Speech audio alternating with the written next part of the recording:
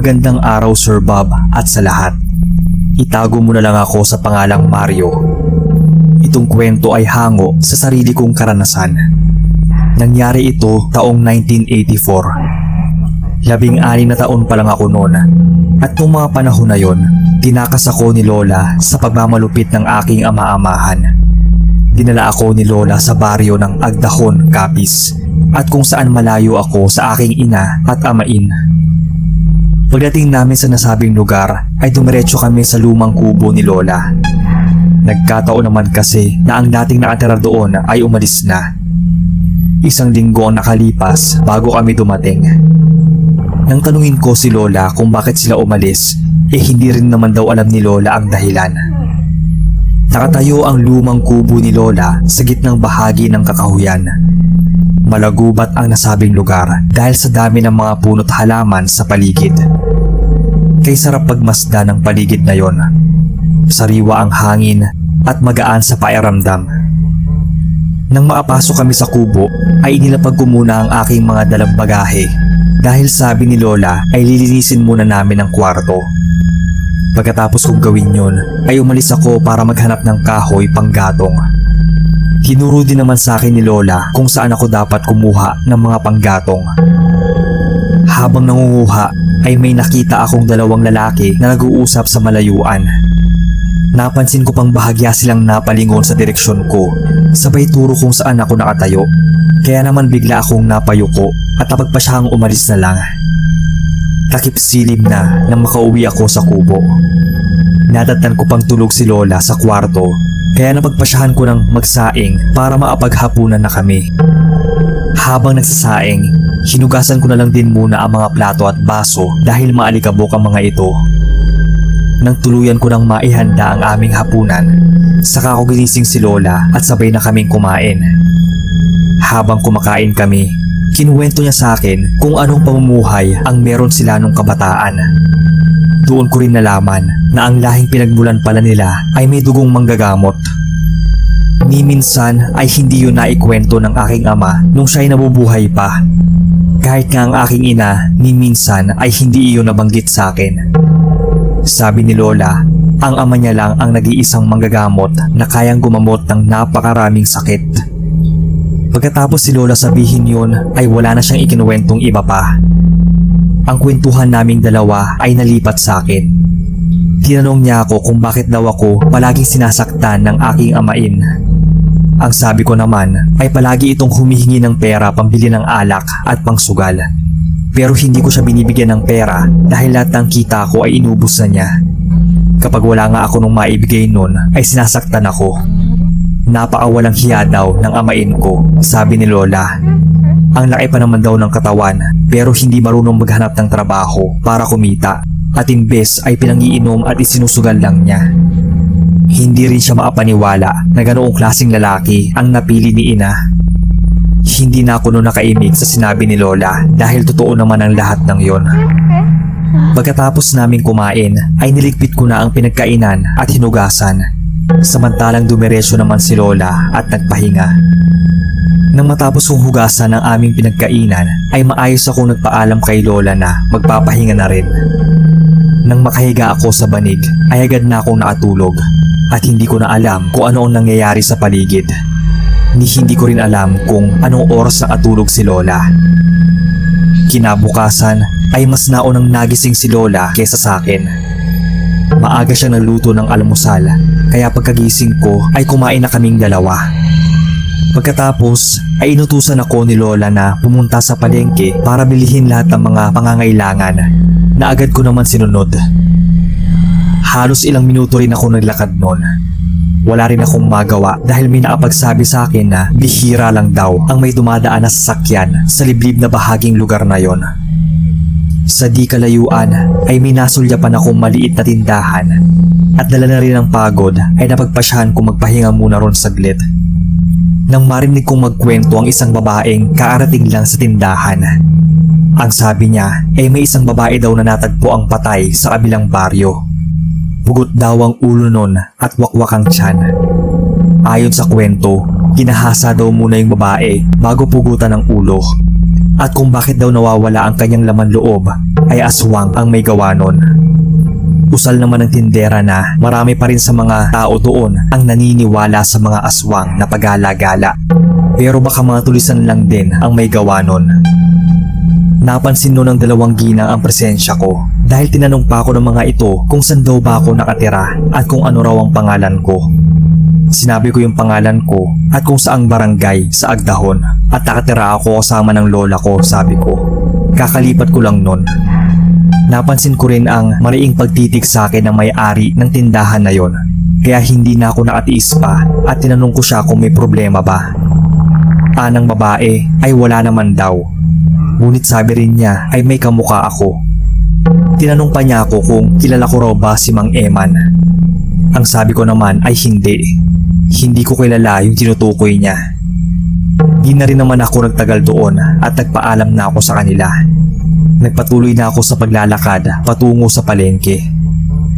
Nang maarating ako doon ay may dalawang lalaki ulit akong nadaanan at sobrang lakas sa mga boses nila. Narinig ko pa nga yung pinag-uusapan nila.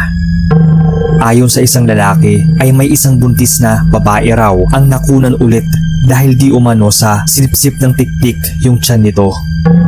Narinig ko pa nga na sumagot yung kasama niya na nung nakaraang araw daw ay naging usap-usapan din ang tungkol sa mga alagang manok ni Mang Erwin na ayon sa mga ito ay namatay. May kagat daw kasi sa liig ang mga manok at wakwak din ang mga tiyan nito. Hinala nila na aswang ang may gawa nun. Matapos kong bilhin ang mga dapat kong bilhin ay muli na ako nagpatuloy sa paglalakad. Napahinto pa nga ako nang may dumaang tricycle at tinanong ko kung pwede bang magpahatid sa baryo namin. Pero ni isa sa kanila ay walang nagtangkang pasakayin ako. Ani pa ng ilan ay walang tricycle driver daw na bumabiyahe papunta sa baryo namin. Wala akong nagawa nun kundi mag-isang maglakad pabalik sa baryo. Napatigil lang ako sa paglalakad nang may isang matandang babae ang lumapit sa akin at nanghingi ng makakain. Gusot ang suot ng matanda at napakarumi din niya. Bakas din sa mukha nito ang pagod at pagkagutom. Kaya naman hindi na ako nagdalawang isip pa at agad ko siyang binigyan ng makakain. Nagpasalamat naman yung matanda sa akin. Hinawakan pa niya yung kamay ko at sinabing napakabait ko raw. Darating daw ang isang pangyayari na magpapabago ng takbo ng buhay ko raw. Medyo naguluhan ako sa huli niyang sinabi pero binaliwala ko na lang yon. Nginitian ko na lang siya saka maayos na nagpaalam at nagpatuloy sa paglalakad. Bago pa nga ako tuluyang makaalis ay pinayuhan ako ng matanda na mag-ingat ako sa pag-uwi. Bandang alauna ng hapon yon nang makabalik ako sa kubo. Naabutan ko si Lola na natutulog sa sala. Noong mga sandaling yon, nakaramdam na rin ako ng pagkauhaw at gutom. Matapos kong dalhin ang mga pinamili sa kusina, ay nagtungo na ako sa pagkainan at naghalongkat ng makakain. Matapos kumain, ay dumiretso na ako sa kwarto at nagpahinga. Dala ng pagod, ay hindi ko man lang namalayan na naatulog na ako. Pasado 4:00 ng hapon yon nang magising ako. Nang nagtungo ako sa kusina ay naabutan ko si Lola na abala sa kanyang ginagawa. Kaya nagpaalam ako sa kanya na mag-iikot muna sa labas. Hindi naman niya ako pinigilan at sa halip pinayuhan lang na mag-iingat ako. Sa aking paglilibot, nakarating ako sa isang bangin na tanawang kagandahan ng buong lugar ng Capiz. Naaliw ako noon sa tanawin kaya nagpa siya akong magpahinga muna doon. Napansin ko pa ang isang malaking puno na pinalilibutan ng maraming bulaklak. Naglakad ako papunta sa kinatatayuan noon. Hindi ko maiwasan na mamangha dahil maliban sa sobrang laki ng nasabing puno ay halatang may katandaan na rin ito. Napansin ko rin ang salitang nakaukit sa puno kung saan naasulat ang pangalang Eman.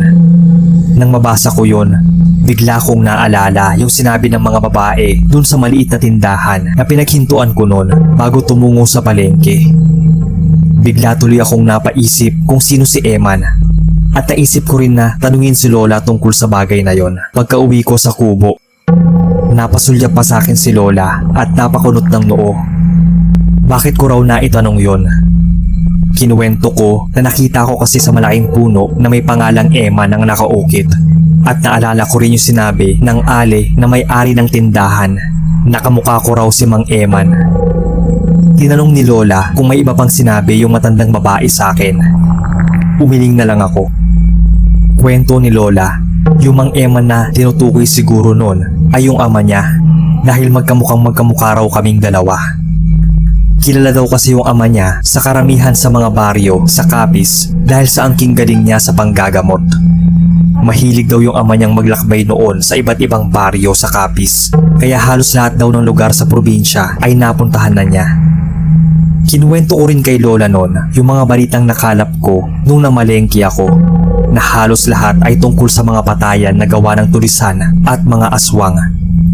Pagkatapos kong ikwento ang lahat, ay tinanong ko si Lola kung totoo ba talaga yung mga aswang. Hindi na sumagot si Lola noon, at sa halip, inutusan na lang niya ako maghanda ng aming makakain. Hindi na rin ako nangulit pa kay Lola kasi masama ako magalit siya. Iyon ang sabi ni nanay sa akin. Pagkatapos kong ihanda ang makakain namin, ay agad namang tumigil si Lola sa kanyang ginagawa at sabay na kami kumaing dalawa. Habang kumakain ay tahimik lang kami. Pasulyap-sulyap lang ako kay Lola na nung mga sandaling yon ay napansin kong parang merong iniisip. Hindi na ulit ako nagtanong pa sa kanya. Nagpatuloy na lang ako sa pagkain at ganun rin naman siya. Nang matapos, nagpahinga muna ako saglit at pinahiran si Lola ng langis. Nang sumunod na araw, tanghaling tapat yon. Nagkataong abala ako sa paghuhugas ng bigas nang bigla na lang ako nakarinig ng pagputok ng baril. Sa sobrang lakas nun, narinig ko pang napasigaw si Lola, hudyat na nagising ito. Nagmamadali pa akong pumunta sa kwarto niya at saka tinanong kung ayos lang ba siya. Ang tanging naging tugon niya ay nabigla lang daw siya dahil sa pagputok na baril na narinig. Sinabihan pa niya akong huwag lalabas ng bahay dahil baka mapahamak ako. Ayoko na rin silipin yung labas kung saan nanggagaling yung putok ng baril na yon dahil baka madamay pa ako. Nung mga oras na yon, tinanong ko si Lola kung bakit lagi siyang tulog tuwing tanghali. Dati naman ay hindi siya natutulog hanggat andyan pa yung araw. Pero sa halip na sagutin ako ni Lola, ay sinabihan niya akong ipagpatuloy na lang ang naudot kong ginagawa sa kusina. Wala akong nagawa nun, kundi sundin na lang siya. Matapos naming mananghalian nung araw na yon, ay nagbungkal ako ng lupa sa bakuran namin para pagtaniman ng mga gulay. Sa loob ng halos 2 linggong pananatili namin ni Lola sa kubo, ay naging maayos naman ang takbo ng buhay. Maliban na lang sa napapansin kong may kakaiba kay Lola. Palagi na siya nung nagkukulong sa bahay, lalo na sa loob ng kwarto niya. Lumalabas lang si Lola ng kwarto kapag madilim na sa labas. Hindi ko maiwasang mawirduhan sa lola ko noon, pero naisip ko rin na ganun siguro kapag tumatanda na. Gabi yun ng Sabado. Sariwa pa sa isipan ko yung pangyayaring naganap sa kalaliman ng gabi. Mahimbing ang tulog ko noon nang bigla akong maalimpungatan dahil sa sigawan ng mga tao sa labas ng kubo. Mabilis akong bumangon at una kong sinilip si Lola sa loob ng kwarto, pero wala siya doon. Sa di malamang dahilan, nakaramdam ako ng kaba, kaya nagmadali akong lumabas ng kubo. Naabutan ko si Lola na pinalilibutan ng maraming tao. Ang mas lalo ko nung pinagtaka at kinagulat ay may dalang mga armas at apoy na sulo ang mga ito. Nagkakagulo ang mga tao at baka sa kanila ang galit kay Lola. Hindi ko maiwasang malito noon at maguluhan sa mga nangyayari. Aswang! Sunugin ang buhay ang aswang na yan! Isa sa mga tao ang malakas na sumigaw habang naaturo sa lola ko. Napako ako sa kinatatayuan. Mas lalong nagkagulo ang mga tao sa paligid at walang tigil na pinagbibintangan si Lola na di umano ay isa raw aswang. Napatingin ako sa kanya. Hindi ko siya nakitaan ng anumang emosyon kaya di ko maiwasang makaramdam ng takot. Muli kong naalala yung mga kakaibang kinikilos niya nitong nakaraang araw at di ko mapigilang mapaisip na baka nga isang aswang si Lola. Sinong aswang ba ang tinutukoy ninyo? Walang aswang dito! Sa wakas ay nagawang isigaw ni Lola sa mga tao. Naghimutok ang iba at sinabing si Lola raw ay isang aswang. Huwag na raw siyang magkunwari dahil alam nila ang totoo. Ilang gabi na rin daw silang naamasis sa kubo namin at ilang beses na siyang nakikita na lumalabas ng kubo tuwing gabi. Hindi ko nun maiwasan na maniwala sa kanila dahil may katwiran naman. Ilang beses ko ring nahuli sa akto si Lola na lumalabas nga ng bahay pagsapit ng hating gabi. Nagpatuloy ang sigawan at kaguluhan sa paligid, samantalang pilit naman tinatanggi ni Lola ang binibintang sa kanya. Hanggang sa isang matandang babae ang naglakas ng loob na lumapit kay Lola. Pinigilan pa nga siya ng mga tao, ngunit hindi siya nagpapigil. At nang tuluyan siyang makalapit sa harapan ni Lola, ay walang pagdadalawang isip na sinuri ng matanda ang lola ko. Nagkakamali kayo. Nagkakamali tayo. Hindi siya isang aswang dahil siya ang nag-iisang babaeng anak ni Mang Eman. Isang tanyag na manlalakbay at manggagamot dito sa lugar natin sa Capiz. Sigaw ng matandang babae na ikinatigil ng mga tao. At nang makumpirma nila na nagsasabi ng totoo ang matanda na kasamahan din nila, ay napayuko ang mga ito at agad na humingi ng paumanhin kay Lola. Pasensya na po at hindi namin agad kayo nakilala. Matagal na panahon na rin kasi na hindi namin kayo nakita. Isa pa, malaki na po kasi yung pinagbago nyo. At kung hindi lang dahil sa marka sa leeg ay hindi kita makikilala. Humingi ng pasensya ang mga tao kay Lola sa kanilang ginawa at nagsiuwian na sa kanilang tahanan. Kami naman ni Lola ay pumasok na sa loob para mag-usap. Umupo kami ni Lola at doon ikinuwento niya ang nangyari nung nasa edad 20 pa lang siya. Ayon sa kwento ni Lola, ang ama raw niya na si Mang Eman ay isang manlalakbay at manggagamot sa iba't ibang baryo sa Capiz. Hanggang sa isang araw, napadpad daw ito sa hindi inaasahang lugar. Yun pala ang kuta ng mga aswang. Pagdating raw niya roon ay may isang lalaki ang nag-imbita sa kanya na pumunta sa kanilang bahay.